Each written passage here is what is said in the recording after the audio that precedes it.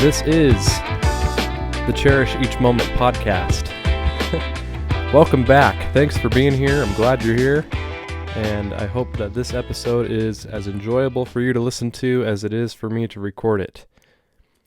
Full transparency, this is the second take.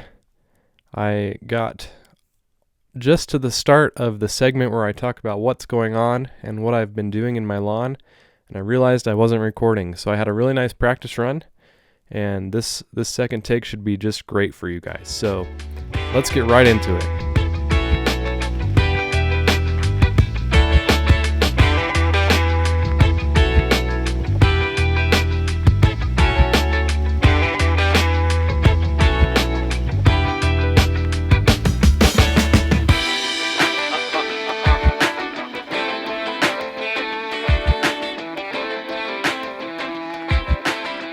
All right, here we go. I am really excited about this episode today. There's a lot to talk about.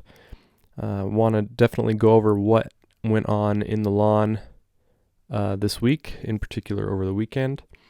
I've got my soil test results right in front of me. Got them right here. I want to go over those, give you my reactions, and what sticks out to me. Going to go into a little bit more detail here with John Perry. Had a chance to sit down with him prior to recording this section here and get his thoughts, and we had a really nice discussion about soil testing in general, and I'm excited to share that with you. So to get started, what went on in the lawn this weekend? I was a weekend warrior this week. The only time spent in the lawn was on Saturday, and I was out all day on Saturday working outside, getting things done, filming videos, and having a ball. The sun got my face a little bit, but I will remember to put on some sunscreen next time. I've had worse, and I can't complain. So make sure to learn lessons from me, at least if not for the lawn, for your own personal health. Drink water, wear sunscreen, all that stuff. It's important. Really important. No, all joking aside, make sure that you do that. But yeah, like I said, very busy outside all day. Got some fun videos in the works that I'm looking forward to sharing. Primarily fed the soil. Got out in the morning and got started. I mixed up in my backpack sprayer some RGS, Aerate, Humic 12, and the new CK product from Greene County Fertilizer on the next line there. That's the highly concentrated sea kelp, and there's a shot of potassium in there too. I think it's a 005 analysis. So excited to try that this year and incorporate it into my program, and Saturday was the first time I put it down. Had a little issue with the Flow Zone backpack sprayer. For those of you that have been following along on the channel, you know that I've been really enjoying using the Flow Zone, and this was the first time that I got it out for the year this year. And the spray wand had a little mishap. And for those of you watching on YouTube, you guys can check a little video of the wreckage and see what happened. I'm pretty sure it's cracked. The weld's cracked, leaking everywhere. Not even feasible. So getting a new one, that should be here hopefully in the next few days. And by the time I'm ready to use the backpack sprayer again, I should be good to go. So no big deal. Those things are pretty inexpensive to replace anyways. I think it's the shipping that really gets you there. I think the shipping costs more than the actual product, which I don't understand that. So if any of you have any insight into shipping, let me know. Try and explain that to me. I'd be curious to understand. But yes, fed the soil. As you know, all the magic happens in the soil to make your grass look good. Everything breaks down in the soil. The roots absorb all the nutrients in the soil. So if you can get the soil happy and get the roots happy, odds are your grass is going to do a lot better. So wanted to get a jump start on that since it's a little bit too early to be applying nitrogen products. It's still cold, but we are coming out of winter and out of the teasing season. And I think that next weekend will be my first strong application of nitrogen. I'm going to come out swinging this year and really, really push the lawn, wake it up fast. My next door neighbor is ahead of me right now, and I just can't have that. So we do have some work to do. But I'm excited. I'm pretty sure that I've decided that my first application is going to be Flagship from Yard Mastery.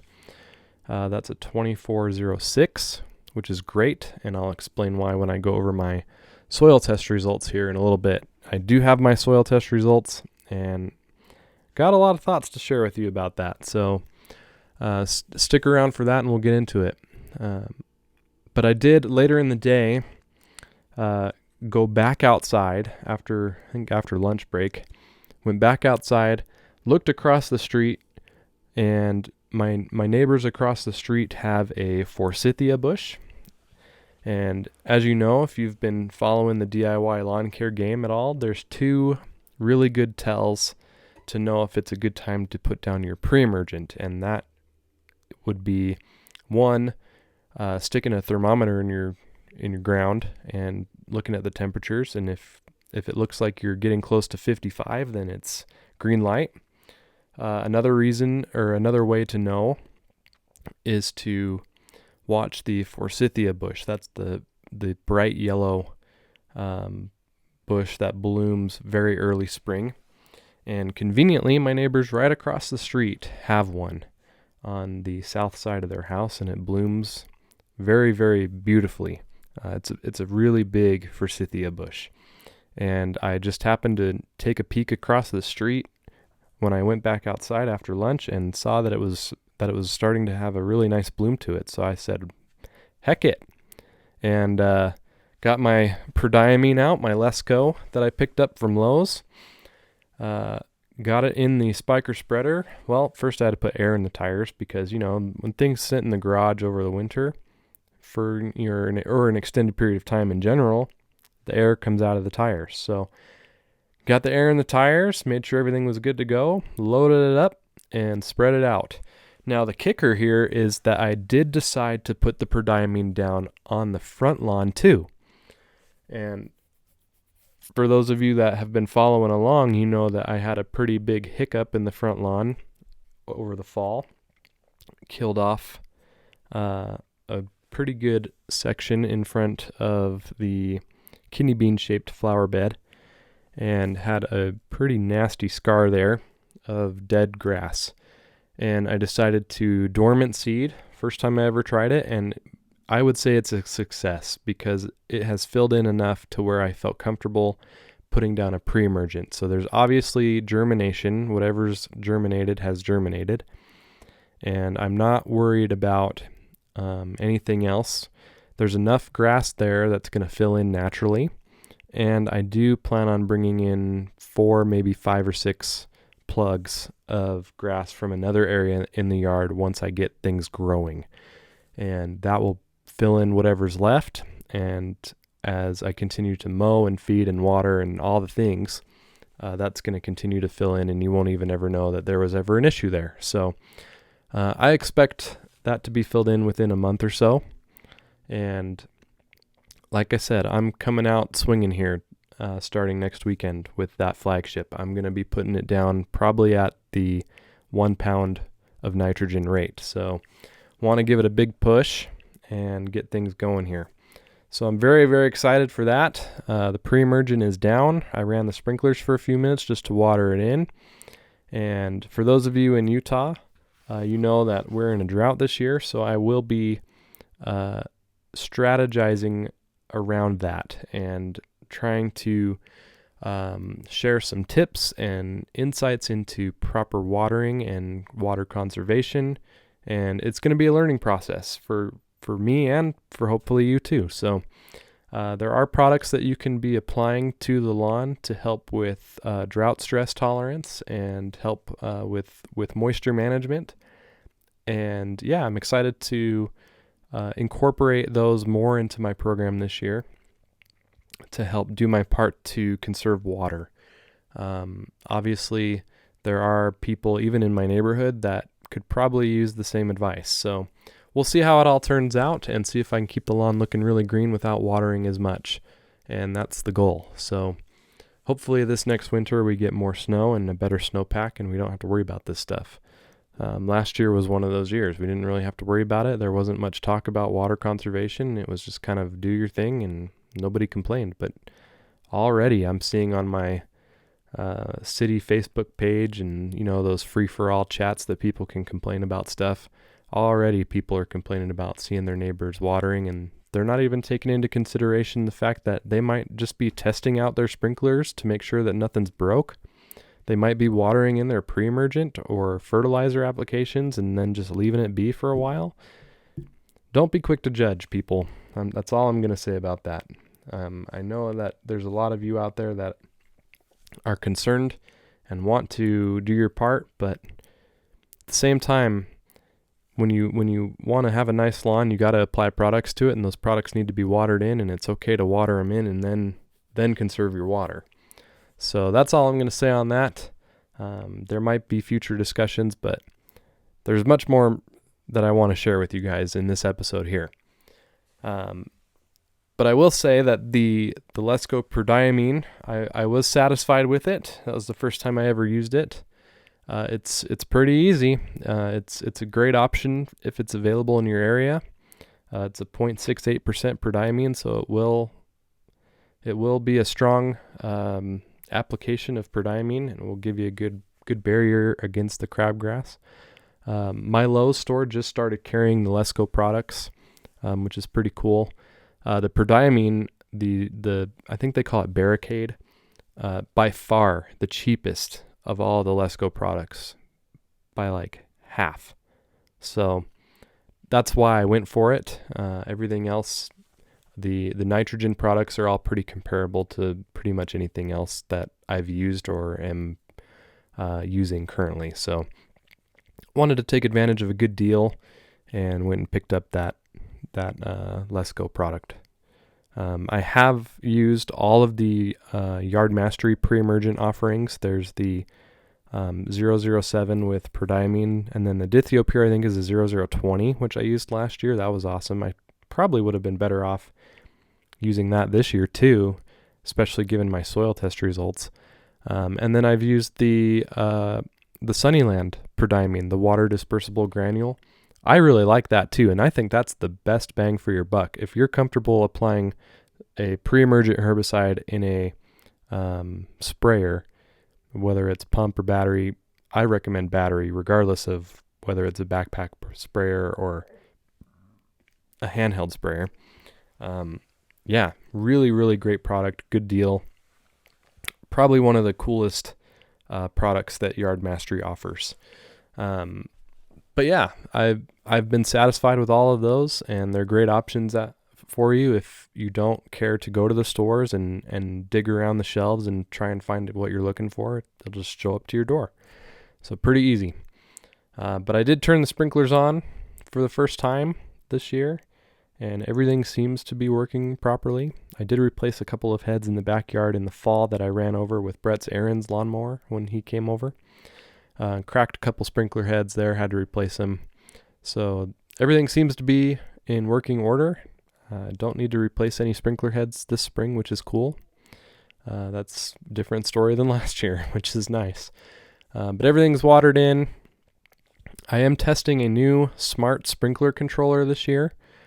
I have installed it, and I have tested it on Wi-Fi and off Wi-Fi. I'm currently in the process of setting up the schedule and getting familiar with the app and how it works and everything. But that's really as far as I'm going to go. I'm not going to reveal what brand or what it is yet, but it is not a Rachio. I do have the Rachio Generation 2, but I will be comparing this to my Rachio.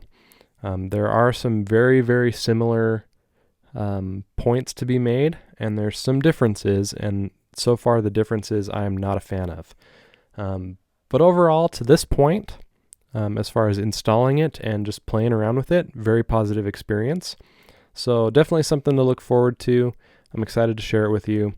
There's some pros and some cons, as with any product. So I'll keep working on that and put that together for you. I'm trying to get away from just giving initial impressions on things. I think those are good things to do and good things to share, but eventually I always end up wanting to circle back a few months later or a year later in some cases. There's some products that I'm planning on doing a 1 year later review on to kind of give a little bit more insight after having used it and experienced it and gotten a good season under my belt. So that's kind of a reason why I'm kind of wanting to stay away from initial thoughts and impressions, because you can't really get the full story right out of the box. It just doesn't work for anything. And that's not really fair to people that watch my videos either, unless I come and circle back with a follow-up. So I think what I'm going to do is just sit on this and a couple other things I'm sitting on right now. Some that I've purchased, some that were sent to me. I just want to sit on it and see how it goes and really take some time to put a solid review together. So lots to look forward to, and I'm really excited to share that with you. So that's really everything that went on in the lawn this weekend. The big throwdown is going to be next Saturday, or maybe even during the week, depending on what's going on. I might be able to get out Thursday night. We'll have to see how it goes. But I will report back in the next episode and let you know. I'm already planning for the next episode something that I want to talk about as far as just a specific segment and another conversation on another topic that I had with John Perry while we were chatting away. Had a really good time. I did go up to John Perry's house last week and spent a good hour and a half with him just talking about my soil tests, and we had a really good conversation, and that is what the next segment is about. So I'm going to take a quick break, and then I will introduce that conversation to you and share it with you.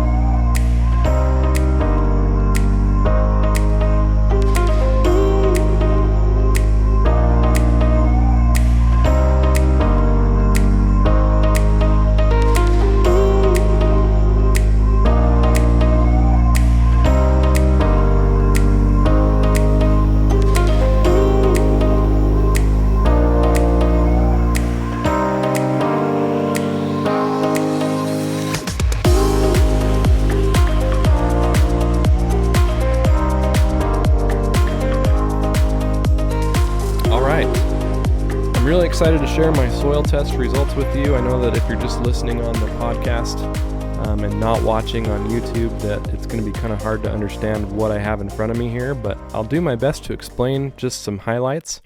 And listening to the conversation with John, I think, is going to really kind of give some perspective, just what stands out, because that's really what matters. So, and there's something else that came up in the conversation that I think is really important anyways when it comes to soil testing, especially for the average DIY homeowner like you and me. So, so let's talk about these soil test results. I did go with my soil, and the reason I went with my soil is because the soil test I did in fall of 2019, which I have in front of me as well, that was the last soil test I did before this one, and historically speaking, this is the soil test that got me away from Milorganite, just because I kept seeing the phosphorus levels increase, and I wanted to try and correct that. So I've got both of these results in front of me just to compare to see how I did. And yeah, that's what I want to talk about really quick and just kind of share what's standing out to me. Now, the first thing that stands out to me, the first thing I like to look at is the pH. And the pH in 2019, fall 2019, I was at a 7.33. And the pH this year came back at a 7.13. So it did come down just a touch, which is progress in the right direction. I'll take that. I need to be below a 7, and I think I can do that this year. So that's definitely doable. Next time I'm around the local nursery, I'm going to get some elemental sulfur and probably do 1 or 2 applications of that this season. Not a big deal.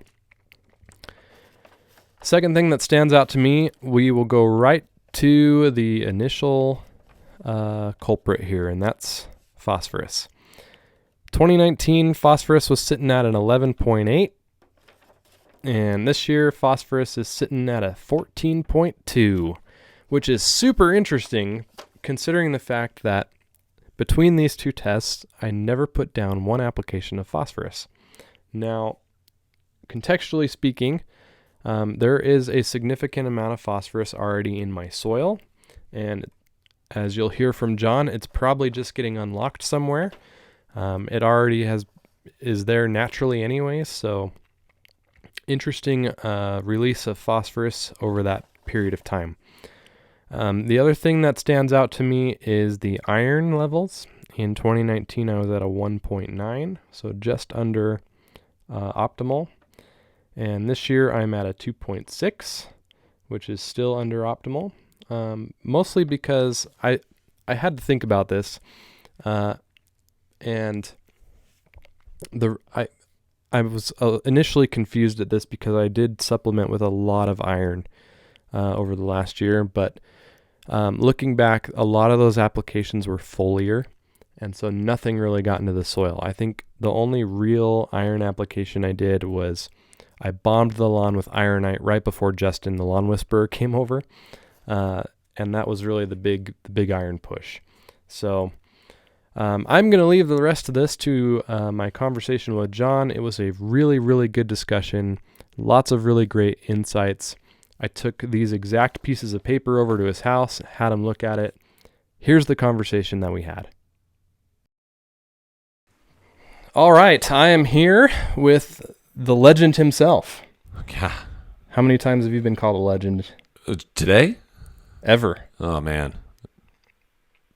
Counting today? Sure. Two. Well, he is a legend, Mr. John Perry. I'm actually at your house. That's right. On location. It is. It's actually unique. This is the first time this room has been used in such a way. So I'm happy to be breaking it in, I suppose. Yeah, it's cozy, and this is the first time I've ever been to your house. Yes, I know. And you came at a really horrible time. I did. It's really the worst. I'll need to come back when I can actually see the lawn. And nobody's going to be able to see this, but Jimmy's got like some super white shoes on, and I'm planning on taking him up into the mud after this and showing what's happening in the back. Dang it. Yeah, suck. They're not going to be white shoes much longer. Not much longer. We'll test out the Vans spray. Yeah. Waterproofing spray and see how it goes. That sounds good. I like it. All right, so I am here with John Perry, and I brought... A sack full of cash. You wish.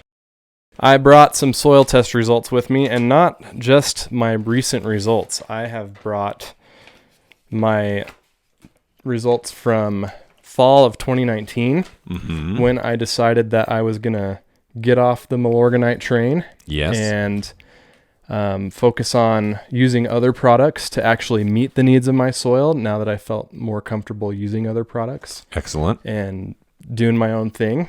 And of course, the most recent results that I just got back, and wanted to talk about, obviously, the results and talk about what I've done and what I was focusing on, and give you my reaction to what's here and get your take as well. Okay, perfect. So just a little bit of background for you and for anybody that's listening that isn't familiar with what's been going on in my yard. Since this fall 2019 test, this was the test that really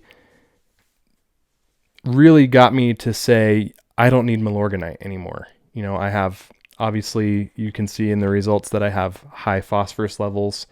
And I've since learned that phosphorus is already in the soil kind of naturally. And so that was another big reason for me to just back off of Milorganite.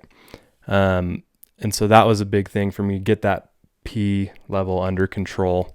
I also noticed that there was a lot of a big iron deficiency too. And so I've really been pumping that iron. Oh, pumping the iron. Good. Okay. Got to get it up there. I think the majority of the products and applications I've done over the last year have had iron, and I've definitely supplemented a lot of iron.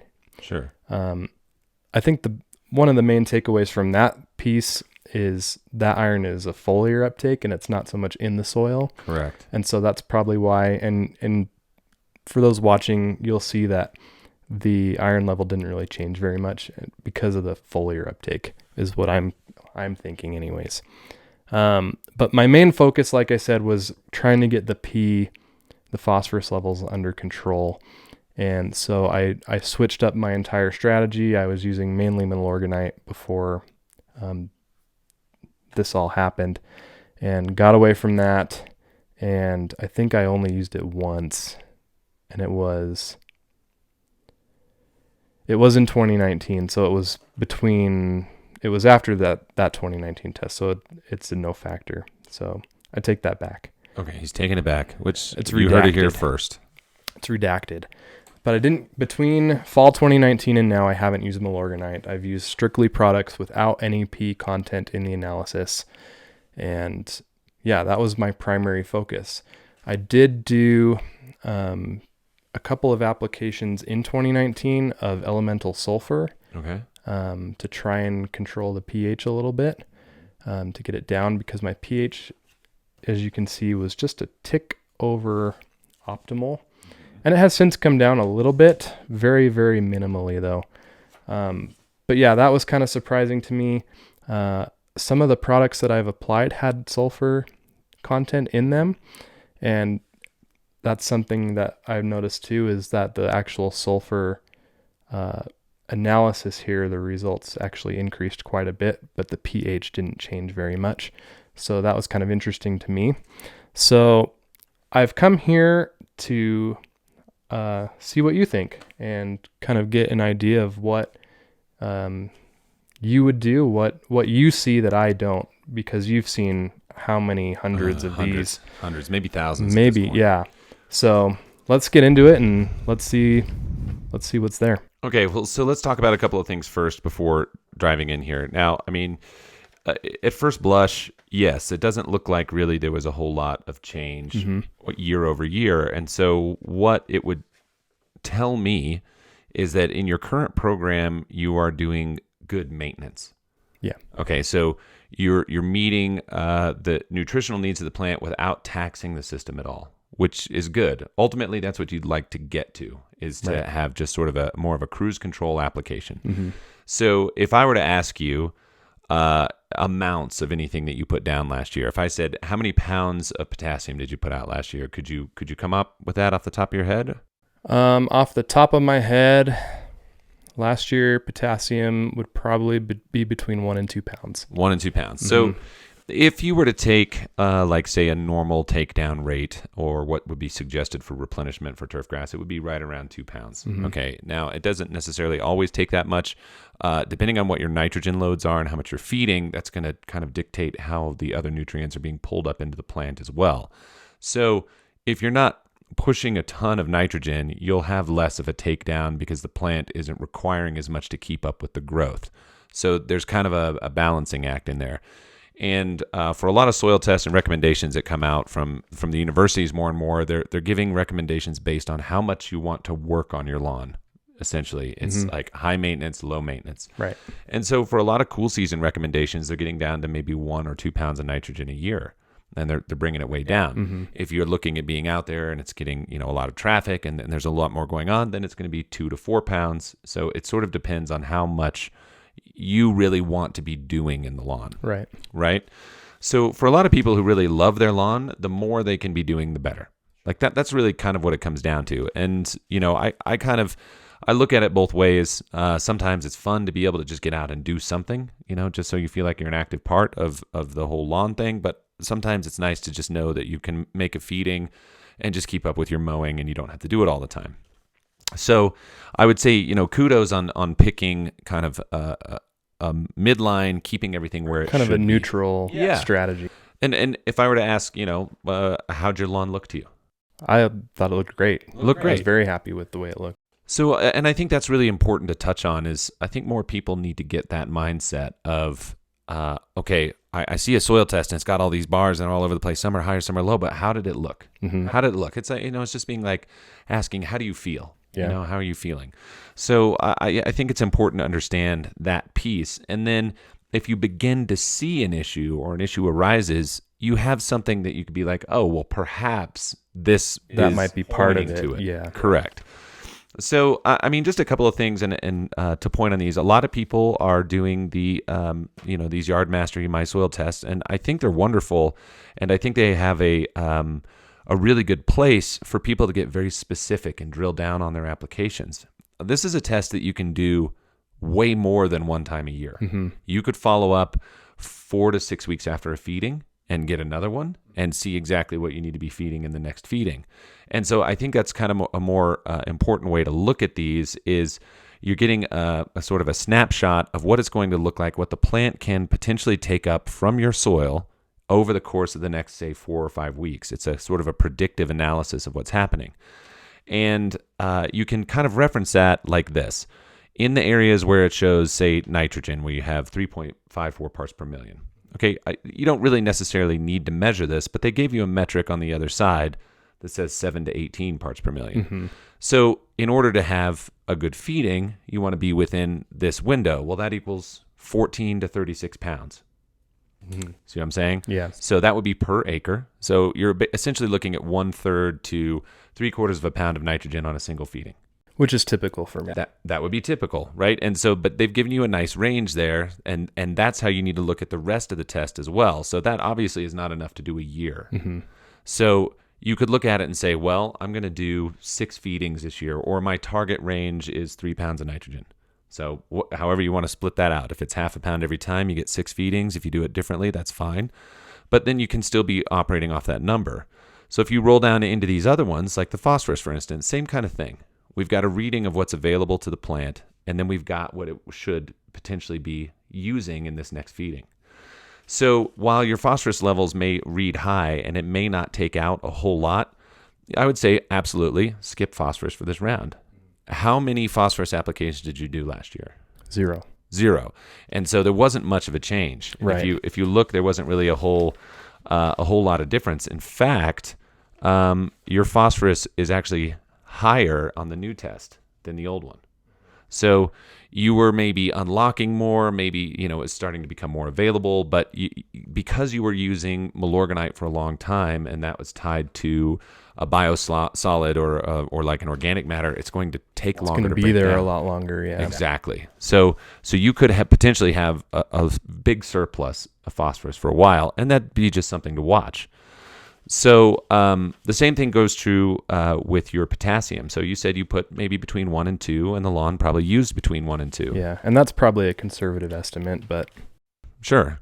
Now, up here, so where I am on this side of the mountains, potassium is loaded, and I mean loaded. So I don't really worry about that nutrient much up here. What do you think contributes to that? Just geographically, obviously, there's a difference. You're up in the mountains, I'm down in the valley. I have hardly any potassium, but Right. You have a surplus, right? It is purely Mother Nature dealing the cards, right? So where you're located in the valley, you are more of an old seabed, right? Yeah. Like that's pretty much what you had there. And a lot of that potassium kind of went with the salt into the salt flats. Okay. So as everything sort of dried up, if you go out to the salt flats, you can see where like Cargill and some of these other people are pulling nutrients from there and getting a lot of magnesium. They're getting potassium out there. They're getting different things. And it's the same wherever there's a salt bed, you can pull those nutrients. On this side of the hill, it was a little bit different. We had a lot of volcanic activity over here. I have a lot of kind of looks like some pretty aggressive volcanic activity happened around here. Mm-hmm. And the ground up here... it wasn't really farmed either. So my phosphorus levels are really, really high just from whatever was naturally here. Yeah, because where I live, it was all farm. Absolutely. So, theoretically, you could have had a higher taxed system over 100 years of farming down there, which could have drawn a lot of these nutrients out as well. Right. So, knowing where you are geographically, having an idea where to start, I think is important. Yeah, I think that's really interesting. Even just kind of knowing the history of your area. And because depending on where you live, if you live in a suburban area, houses weren't always there. No. There was something there long before that, and there were things going on. And at least where I live down in the valley, that was all agriculture. Absolutely. You know, and so taking that into consideration too can really bring in some nice insights. Now, a question I would guess, because I think this was the case, was it sugar beets in your area? Do you know that? I don't. Because they grew a ton of them here forever. I mean, that's where the sugar house plant comes from. You know, the beet diggers, all of this stuff. It was a big sugar producing area. I would have to ask someone that's been around, you know, because I'm a transplant. I haven't been here longer than even 10 years. Because that would actually tax K in a big way. So if there was a ton down there, things that are growing those like high sugar crops can really pull that out. Interesting. That being said, if we run off the same concept here of where your numbers should be for the course of the season, honestly, you're looking at needing to put down between 3 and 4 pounds of K this year. So we can just go hard with K this year. I would go hard with K this year, and I think that would be vitally important. Now, the other thing that you mentioned was your sulfur content and how that kind of shifted. Yeah. This is plant available sulfur. Okay, so anything that has sulfate in it will have a mild effect on pH in the root zone as far as uptake, but it's not sulfur like elemental sulfur. Okay. So if you wanted to make a major pH change, you would go out with elemental sulfur, run it 5 pounds per 1,000 square feet, and see where that lands you. And that takes a lot of time. That's a very slow process. Yeah. So do you think one application of a 5 pound per 1,000 of elemental sulfur would be ideal in this situation, or should I plan on doing multiple applications of that this season? Likely your pH is actually higher than what's on this test. Now, one thing that's kind of cool about this is showing your pH in and around the root. Yeah. Not like down in the soil. So like my pH here is 7.8, but I don't do any adjustments to it. Could I? Sure. Why not? But again, I look at my lawn and say, it looks great. Yeah. Do I need to make any changes? Yeah. Am I putting out any other nutrients that it's not able to get? And really the answer is no. It's just kind of cruising on its own method. Yeah. So, that's something that you could see is if you took a pH meter down deeper in your soil, you may actually have higher pH. So absolutely, running 5 pounds per 1,000 would be great. And, You'll see it come down based on the soil probably in your area. It'll probably come down to like maybe a 6.9 is about where it would land on 5 pounds.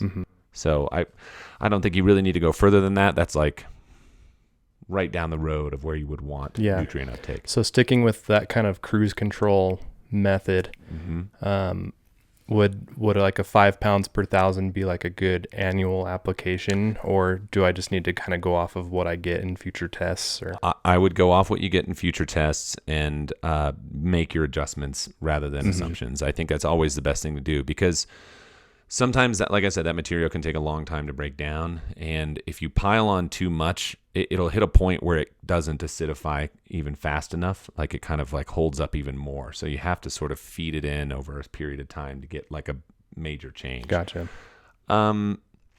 Aside from that, I mean, just looking down the line on the rest of it, like with your minor elements, the beauty of minors is you can pretty much do them all the time. You can run that, and if it's a good balance in a mix, you don't ever want to go too high on something. You can cause some toxic issues if you go too high on minors. So you don't want to make it the staple of your program. Right. But they are very lightly applied, and like with our microgreen, the highest I tend to recommend, and if anybody's done soil tests with me who watch this, the maximum I would go was 3 times a year at 6 ounces per 1,000. That's pretty much it. And that can just start to, bring things up and give a nice color response to their turf as well. Yeah. But aside from that, if you followed your gut on what you want to do with nitrogen, make your own plan. Yeah. I just think that you need to be running, 3 to 4 pounds of K this year. That's the big one. That's a really good insight. Yeah. Yeah. I like that. And I like the insight too, that the ultimate test is, what does your lawn look like, and are you happy with it? Right. I think that's something that not a lot of people, I know that I haven't really taken that into consideration when doing soil tests, because if you're nerdy like me and a lot of other people are, you look at these and you are only seeing numbers, Correct. You're not seeing color, you don't know how it feels when you walk on it. There's so many different things that we could take into consideration when figuring out what's best for the lawn, and ultimately does it look good? Does it look good? That's a pretty good That should be bar to set for yourself. And honestly, if you live in a neighborhood, you have a comparison. Yeah. Always. All the time. All the time. Yep. You'd be like, oh yeah, no, I got that one. Wait, what's that person doing? They're like, I don't know. Maybe it looks good from far, far from good. Yeah. But I think one of the most important things is to know that your lawn is not a lab, and it's not grown in a small pot somewhere under grow lights to see the results of something. It's not how it works. You have your own unique plot of land, and things are going to react differently. Yep. And, from the spray service days, if we would mix up tanks, 100 gallon tanks, 300 gallon tanks, and go out and spray, and everybody got the same thing. Well, some lawns were stellar. Other lawns were great, and some didn't seem to respond. In those cases, you take a look at it and say, that one needs a test. I need to know what's happening there. We're going to treat that one separately. So you triage the whole thing, and then you really learn your space, which is what you can do in your own lawn. It's a much smaller scale.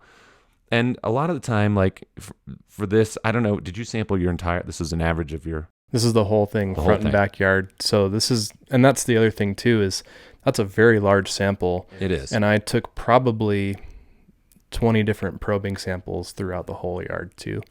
It's great. It's really a better way to do it because it gives you, a good look. But if you were to say, like have an area of the lawn where it always struggled, like that could get its own test.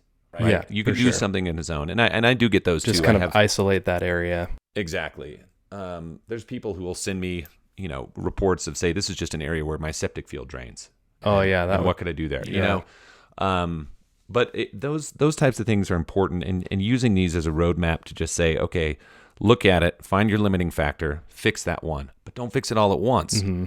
Like I'm not going to say put down, gobs of potassium in one shot. What I'd rather do is say, Jimmy, what would be great for you is a 15-0-15 fertilizer, and then you can run it at a half pound 6 times, and guess what? You've got it. You checked off the list, and then whatever else you want to do, run it alongside. Yeah, make it easy. Buy a bag, buy 2 bags, or find somebody that'll give you one out there. Send you one to try out. You can always do that. Yeah, for sure. Well, awesome. Those are good insights, and I think even just natural insights too that came along throughout the conversation are helpful as well. So, big thanks for that, and that's going to help make some adjustments and some additions to the strategies that I use this year. I would say one thing that I love to ask people is what is your how do you know when you've hit a 10? Perfect. How do you know that? Yeah, that's a good question, and I bet you probably get a lot of interesting answers out of that. Unless I'm the first person you've asked that. I'm the first person. I just wonder because I think about it like on my own lawn, and sometimes I'm like, is there anything else I could do? Yeah. Like what is this it? Yeah. Did I peak?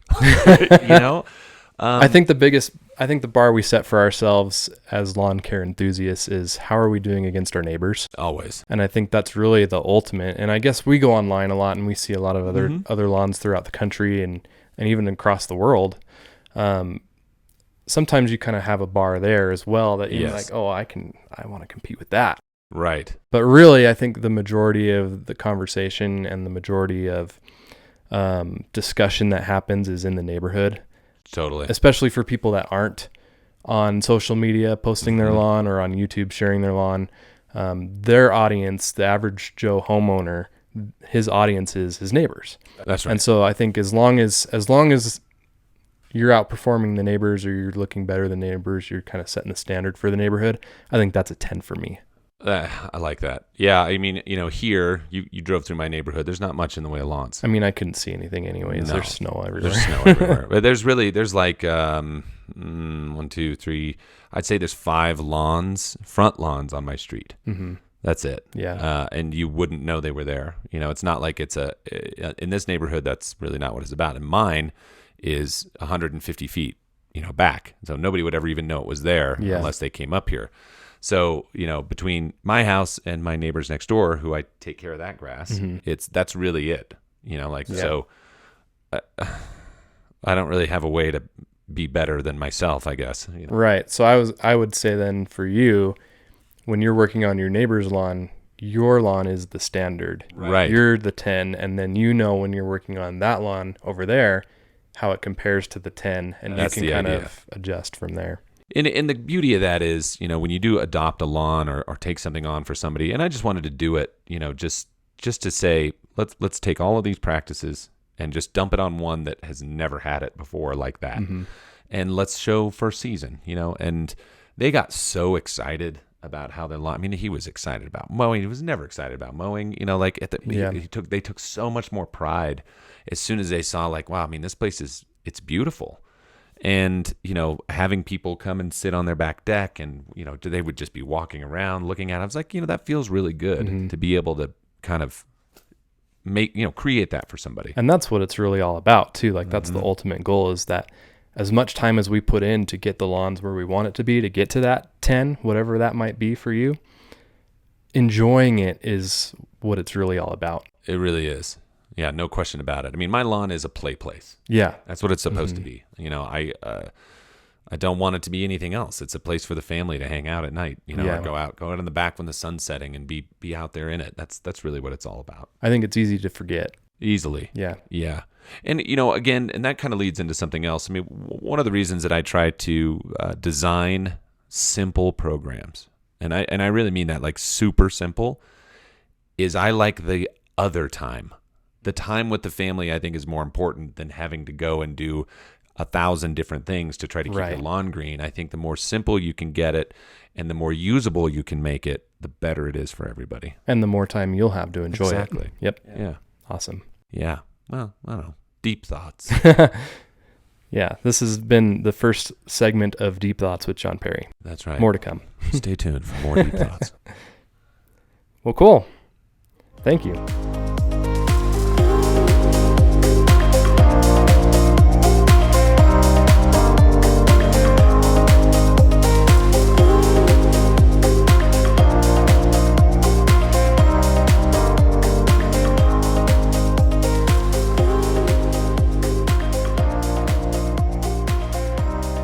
Well, there you go. Big thank you to John Perry for letting me come over and hang out for a little bit and have that conversation. I had a blast, and I hope that we get a chance to do it again. Like I said earlier, we did talk about one other topic. I did have some questions for him, and I will leave that as a teaser for next week's episode. So stay tuned. Make sure that you're following along or subscribed if you're not already, and look forward to that. Should be really fun to talk about that a little bit more and share that with you a little bit more. But yeah, I had a really good time talking with John, and yeah, that was just really good. Really, really fun time. So going forward, here's the plan. This is what I want to do. I have some products picked out and decided on for this season, and obviously everything's going to be supplemented with the biostimulants, the micronutrients, all the stuff that you're used to me applying. I'm not going to stop applying those. And I look forward to continuing to use those and to continuing to improve my soil. And I can tell you that they work because I can literally feel and touch my soil, and I know that it's better than it was when I started doing all of this. So the products work, and I'm going to keep using them. But as far as the main products, the main lineup this year, this is what I'm going with. I'm going to go with Yard Mastery's flagship fertilizer. That's the 2406. That will be a pretty steady staple throughout the season. I like that because we're getting a really good nitrogen push. Obviously, there's no phosphorus involved, and there is a decent amount of potassium. And potassium is one other thing that I didn't mention earlier that continues to lack. And that was something also that I wanted to focus on last year as well. I did use the Dithiopyr pre-emergent, the 0020. So that got me off to a good start. I also used the Stress X from Carbon Earth when that existed. put that down. And obviously the ProPete 1704 had potassium in it. What else did I use? I used some Carbonex. That was a 2404. So that had some potassium in it. So I was inputting, but the levels didn't change very much here. In 2019, potassium was at an 18.6, whereas it should be between 30 and 55. And in this test, it was at a 16.2, so my potassium actually decreased. So super interesting. And as John said in that little discussion there, I have a green light to pretty much bomb the lawn with potassium this year. So I'm going to do my best. And obviously the 2406 isn't really a bomb of potassium. That's more of a nitrogen bomb. And I need that too. So 2406 flagship fertilizer from Yard Mastery will be used. I like the 10010 from ProPete. There's obviously a bigger potassium push there. So I will be using that, and I'm excited to use ProPete again, and I love ProPete. I know it's not available on Yard Mastery, but it is available right now at Home Depot, and it should be available somewhere else very soon. So ProPete's going to be used. I do have some 1704, and I have some 10010, and I think I'm going to use probably both of those.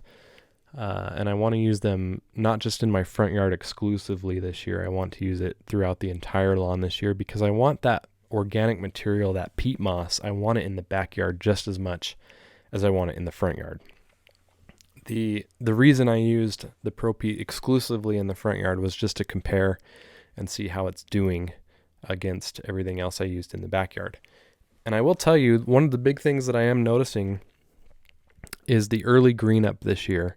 The front yard is greening up much faster than the backyard is.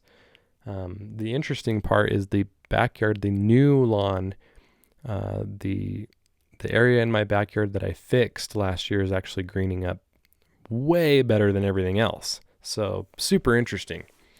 But yes, ProPete will continue to be used at my house. And I will keep preaching ProPete because I like it. It's a really great product. Another product I'm going to be using this year is the Yard Mastery Stress Blend, and that's where my potassium bombs are going to come from, 7020. So that will be applied a few times this year. And then any other high potassium products that I can get my hands on, I will be applying as well. And then to control pH, I'll probably do 1 or 2 applications of elemental sulfur, and that will probably go down around 5 pounds per 1,000. So that should help with the pH, and then I will test again next year around the same time, and we'll see how we did. And that's always fun to do. And it's kind of fun to keep an eye on that, but I will say the biggest takeaway from my conversation with John was the ultimate test is just looking at your lawn regardless of the numbers, because the numbers don't really convey how your lawn actually looks.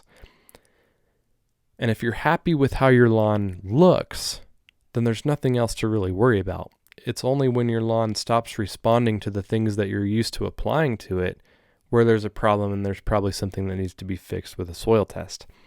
But really, ultimately, what it comes down to is, how does your lawn look to you? Are you happy with it? Is it doing better than your neighbor's lawn? Things like that. Those are, I think, the real indicators of a soil or a lawn test. I would call it a lawn test. Something I'm going to be thinking about this year, and probably writing about and stuff like that. Things I like to do. Think and write and make videos.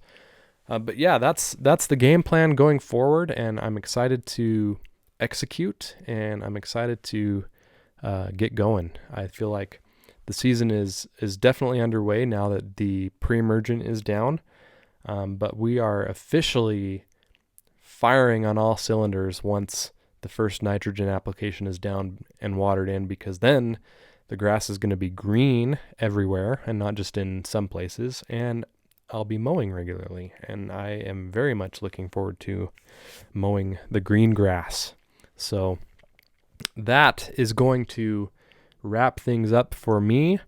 Again, thank you for listening. I appreciate all of the positive feedback that I've gotten for this podcast. I'm really enjoying recording these episodes and creating new content to share with you.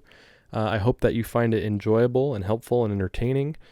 And I am interested to know what's going on at your house, in your lawn. Share what's going on with me. Feel free to shoot me an email.